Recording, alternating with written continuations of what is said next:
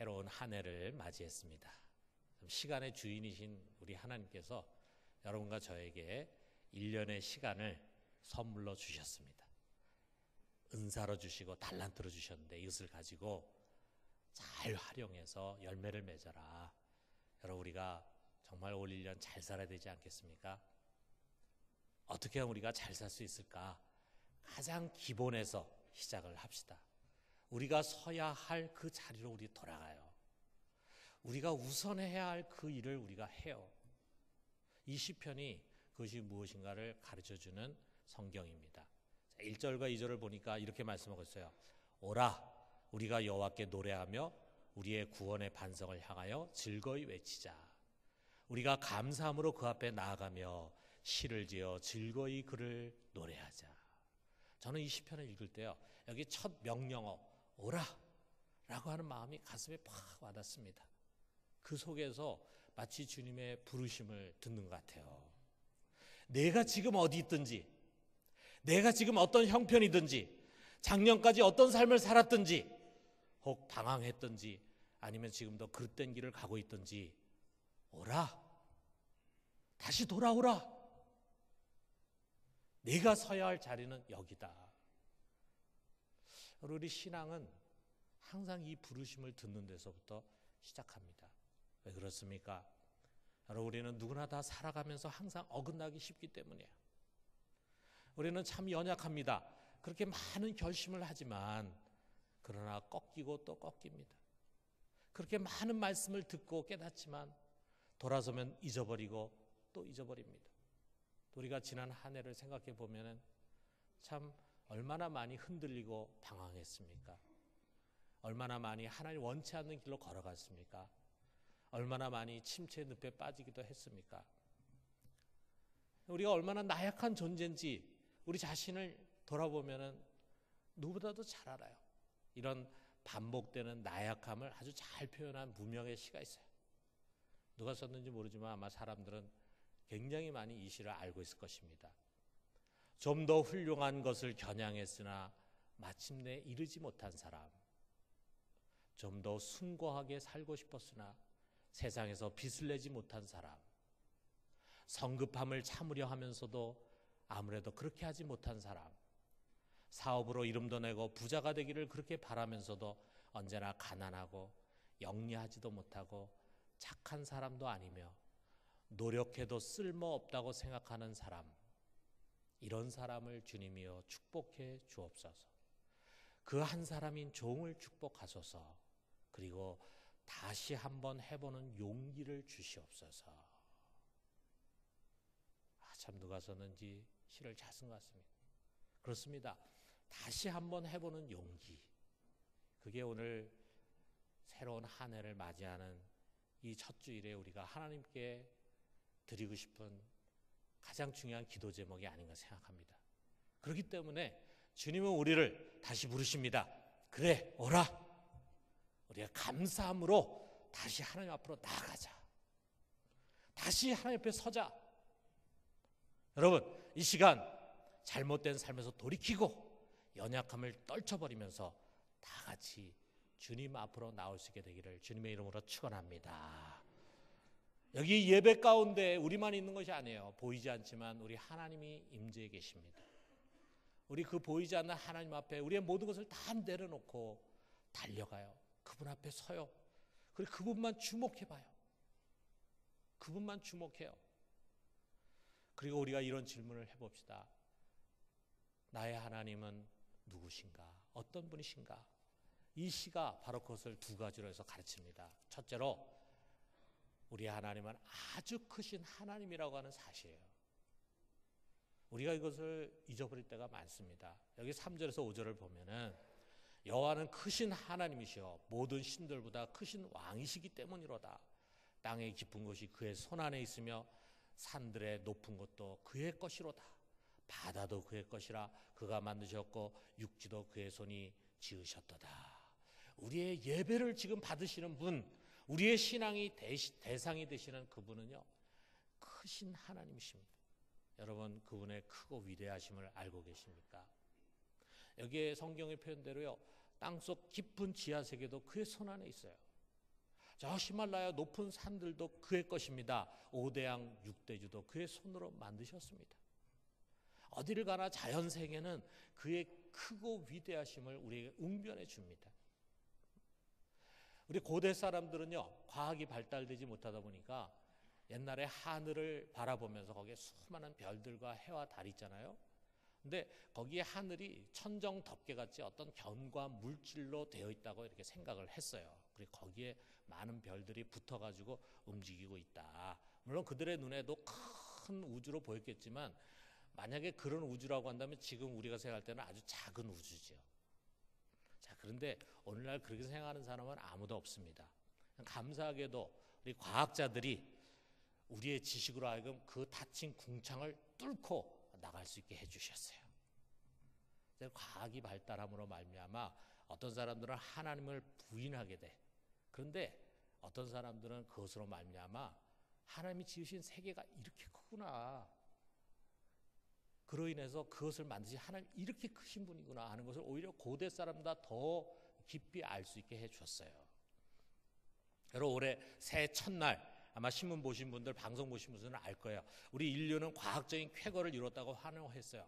미국의 나사에서 쌓아올린 뉴 호라이즌호라고 하는 이 무인 우주선인데 13년간 비행 끝에 지구에서 65km 떨어져 있는 태양계 가장 끝에 있는 소행성 울티마 툴레라고 하는 그 소행성에 접근했습니다. 계속 가다 보면 이제 태양계를 벗어나게 되겠죠. 성간이라 그러는데 태양계를 벗어나면 이제 어떻게 될까 참 궁금합니다. 이미 2013년에 보이저 1, 2호가 태양계를 벗어났지만 굉장히 성능이 약한 것이었어요. 대단하죠. 자, 그런데 21세기의 최첨단 과학이 무인 우주선을 가장 멀리 보냈다고 하는 그 태양계, 그 끝. 그런데 그 태양계라고 하는 것은요, 우리 은하, 태양계가 속해 있는 우리 은하 안에 있는 그저 한 점에 불과할 뿐이에요. 이 우리 은하 안에 태양과 같이 빛을 내는 그런 항성이 몇 개가 있느냐? 1000억 개가 있다래. 1000억 개. 그 1000억 개 있는 별 중에 태양이 하나일 뿐이에요. 우리 지구는 그 태양계 안에 있는 또 조그만 별에 불과합니다. 자, 그런데 20세기 초까지만 해도 사람들은 이 우주 속에 우리 은하만 있을 것이다 이렇게 생각을 했어요. 자, 그런데 과학이 더 발달하니까 이런 은하가 우주 속에 1000억 개가 있다. 1000억 개. 자, 뭐 상상이 되겠습니까? 이 1000억 개 은하를 담은 우주가 얼마나 큰 그릇일까? 자, 그런데 여러분, 이런 광대한 우주가요, 하나님 앞에서는 작은 축구공에 불과하다는 사실, 여러분 상상이 가십니까? 이 광대한 우주가요, 하나님 앞에서는 작은 축구공. 그의 크심은 우리의 상상을 초월하는 것입니다. 하늘에 계신 우리 아버지는 우리와는 전혀 다른 차원의 분이십니다. 그는 모든 신 중의 신이고 모든 왕 중의 왕이신 위대하신 분이십니다. 그 광대하신 하나님 앞에서 그를 찬미하고 예배를 드리고 때로는 그의 기도도 하는 우리 인간은 어떤 존재인가? 여러분, 이 우주 속에 여러분과 제가 어디에 있다는 위치를 표현할 때 그 표현할 수 있는 점이라도 하나 찍을 수 있을 것 같습니까? 점으로도 찍히지 않습니다. 이 지구만 벗어나도 벌써 여러분 우리가 보이지도 않잖아요. 그런데 더더구나 저 태양계 끝에서 우리가 보이겠어요? 저 우리 은하 속에서 우리가 보이겠어요? 우주 끝에서 우리가 보이겠어요? 자, 우리가 파스칼이라고 하는 프랑스의 유명한 철학자면서 신학자인 사람이 방세라고 하는 유명한 책을 냈는데 거기에 우리 인간에 대해서 이렇게 표현했어요. 인간은 자연에서 가장 연약한 한 줄기 갈대 같은 존재다. 한 번 뿜은 증기나 한 방울의 물에도 죽을 수 있을 정도로 미약한 존재다. 욥기에서는 하루살이에도 눌려 죽는 자라고 4장 19절에서 표현했어요. 우리 여기서 시작합니다. 여기서. 여러분, 무엇이든지 자신이 뜻하는 바대로 이루지 못할 것이 없는 전능하신 하나님, 엘샤다이 하나님, 사람을 살리기도 하고 죽이기도 하시는 주권자 하나님 앞에 나는 누구냐? 나는 아무런 존재감도 없는 무익한 자라고 하는 사실을 명심해야 합니다. 내가 대단한 자가 아니에요. 우리 인간이 대단한 존재가 아니에요. 우리는 정말 점으로도 찍어서 표시할 수 없는 무와 같은 존재 하나님 앞에서, 이게 팩트고 이게 진리입니다. 이 자리가 우리 출발점입니다. 이 자리에서 우리가 할 일은 이거예요. 6절에 있는 것처럼 오라, 우리가 굽혀 경배하며 우리를 지으신 여호와 앞에 무릎을 꿇자. 사랑하는 성도 여러분, 우리 그 앞에 굽혀 경배합시다. 그분이 우리를 만드셨습니다. 그분이 세상의 주인이십니다. 정말 그 하나님을 진심으로 경외합시다. 두려움 가운데 존경하고, 그래서 그분을 높이고 예배합시다. 여러분, 그 앞에 무릎을 꿇읍시다. 내 교만을 내려놓고 엎드려요. 세상 사람들이 높이고 칭송하고 인정하는 거 하나님 앞에서 아무것도 아닙니다. 내가 알고 있는 지식, 내가 쌓은 경력 아무것도 아닙니다. 여러분, 우리는 그 앞에서 엎드려야 할 존재입니다. 이것이 그와 우리 자신을 아는 자의 마땅한 모습이에요. 아무것도 모르는 세상 사람들은 큰 소리칩니다. 누가 나를 건드리랴. 여러분, 그 속에 하나님에 대한 두려움이 없어요. 그것은 어리석은 것입니다. 자기 마음대로 삽니다. 자기 멋대로 말합니다. 자신에게 임할 심판을 차곡차곡 쌓아가는 것입니다. 하나님이 얼마나 큰지를 아는 지혜자는 그렇지 않습니다. 그는 우리 죄를 얼마든지 징계할 수 있는 분입니다. 한순간에 우리를 저 바닥으로 곤두박질치게 할 수 있는 분입니다. 그럴 힘과 권한을 가지신 분이에요. 하나님 우리의 주권자시고 우리의 심판자이십니다. 그러므로 여러분, 우리가 한 해를 맞이하면서 이 시간, 우리에게 준 이 시간을 우리가 1년 동안 사용하면서 우리가 서야 할 자리는 바로 이겁니다. 겸손히 하나님을 경외하자. 그 하나님을 두려워하고 그 하나님을 존경하고 그 하나님을 사랑하고 그 하나님을 가장 높은 곳에 올리고 그 앞에 엎드리며 겸손히 사는 우리 모두가 되기를 주님의 이름으로 축원합니다. 두 번째로는 그는 나의 목자시다. 자, 이 우주보다 크신 분, 전능하신 하나님, 그분이 이 우주 속에서 먼지만큼도 작은 그런 이 지구 가운데로 친히 오셨습니다. 우리 보잘것없는 인간의 몸, 종의 형체로 세상에 오셨습니다. 이것을 우리가 성육신, 인카네이션이다 이렇게 말합니다.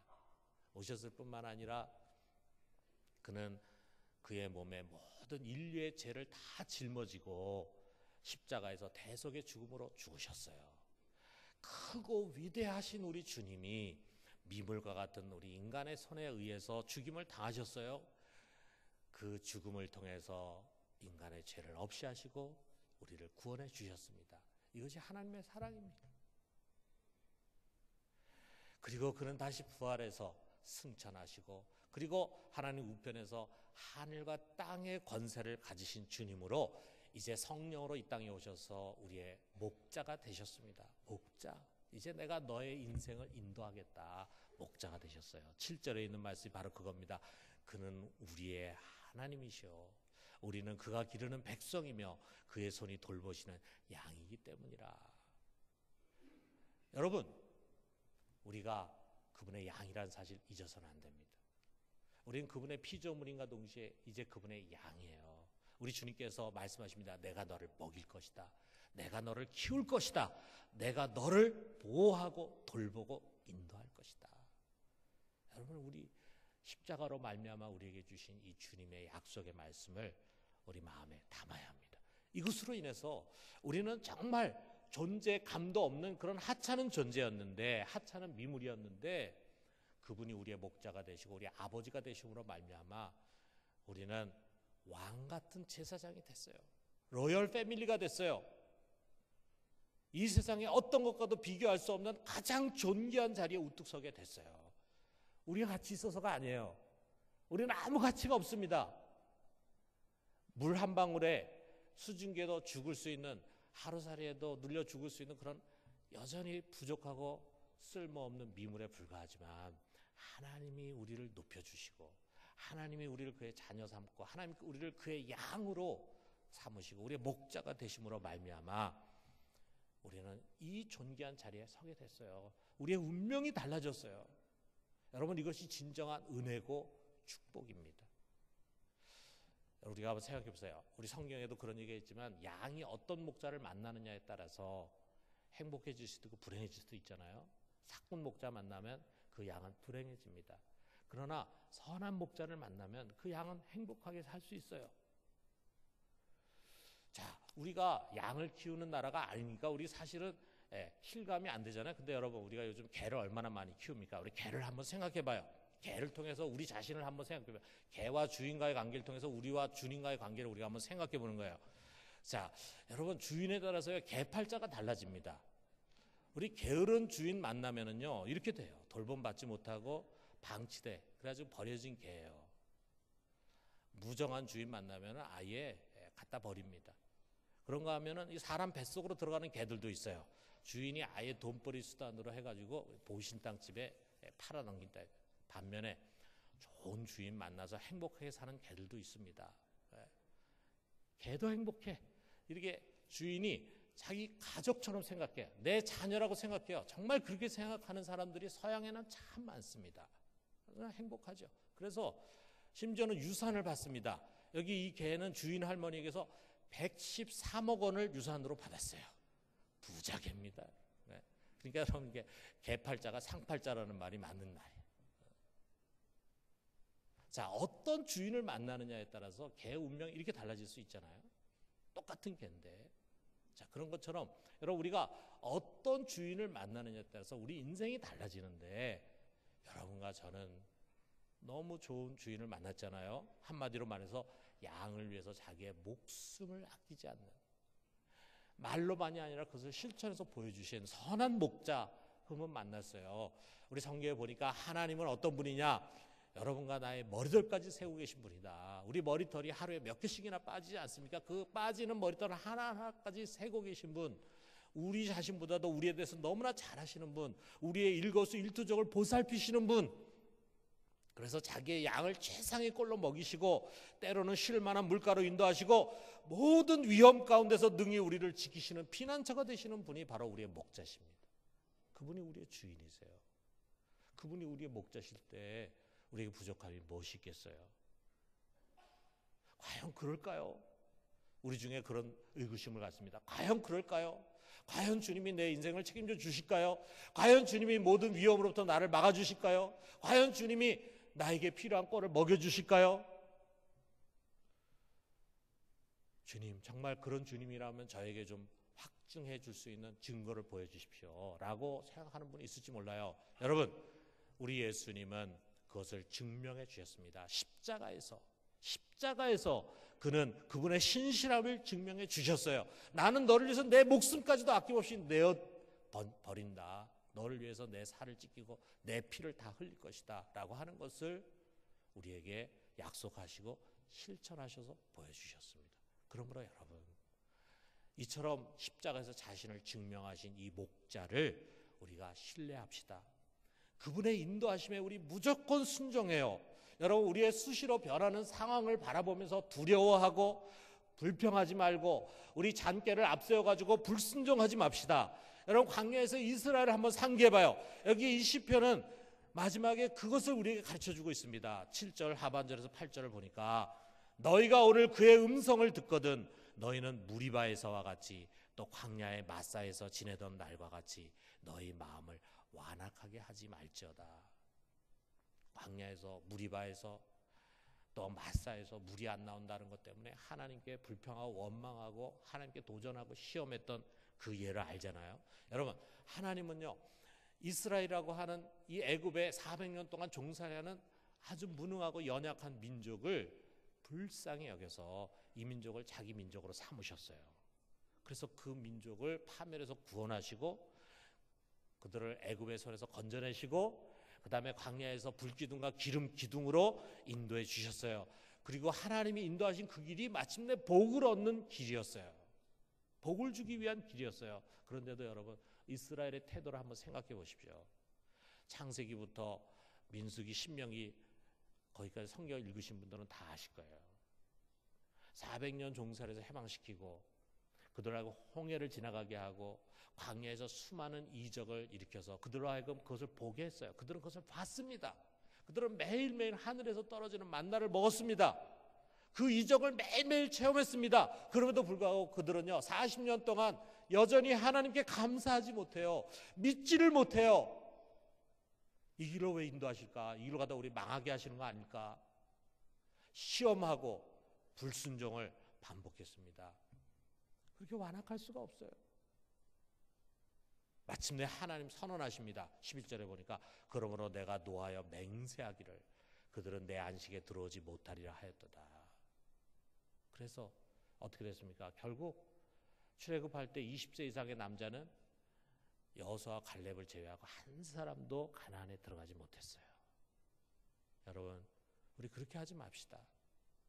성경은 우리에게 그들을 반면교사로 삼기를 명하십니다. 너희는 이처럼 해서는 안 된다. 여러분, 우리는 주님께서 우리에게 주신 언약을 정말 신실하게 믿어요. 그분은 우리의 신실하신 목자입니다. 그분이 우리를 인도해 가는 것은 가장 탁월한 인도입니다. 그렇기 때문에 무조건 순종합시다. 무조건 순종. 순종은 우리 주님의 양이요 백성이요 자녀인 우리의 가장 기본적인 덕목입니다. 순종. 그것은 하나님이 우리에게 요구하시는 가장 본질적인 자세입니다. 순종해야 된다. 순종해라. 내가 너를 다 책임져 줄 것이다. 내가 너를 위해서 목숨까지 주지 않았니? 내 아들까지 희생하지 않았니? 그러니까 너를 책임져 줄 테니까 너는 무조건 순종해라. 이 음성을 우리가 들어야 돼요. 여러분, 존 메가더라는 사람이 말합니다. 순종은 어떤 영적 태도보다 중요한 것이다. 순종하는 사람은 하나님께서 무엇을 시키든 그대로 한다. 그는 타협하지 않는다. 하나님이 말씀하시면 그것으로 끝이다. 순종의 태도 없이 행하는 일들은 모두 무의미하다. 그것이 예배라 할지라도 순종을 담고 있지 못하면 하나님 받으실 예배가 아닙니다. 순종이 제사보다 낫다고 사무엘이 분명히 선포했어요. 여러분, 때로 이해되지 않아도, 때로는 돌아가는 길이어도, 때로는 가시밭길처럼 보여도, 때로는 오래 기다려야 하는 인내가 필요할지라도 가라고 하면 가고 서라고 하면 서야 됩니다.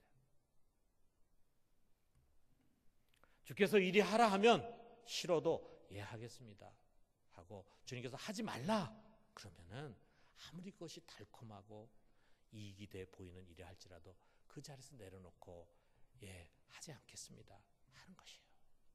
우리의 얄팍한 잔꾀를 가지고 여기서 이거 내려놓으면 저 못 삽니다, 이것이 옳습니다 라고 하면서 주장하고 자기 고집대로 살아가면요 나중에 후회하게 됩니다.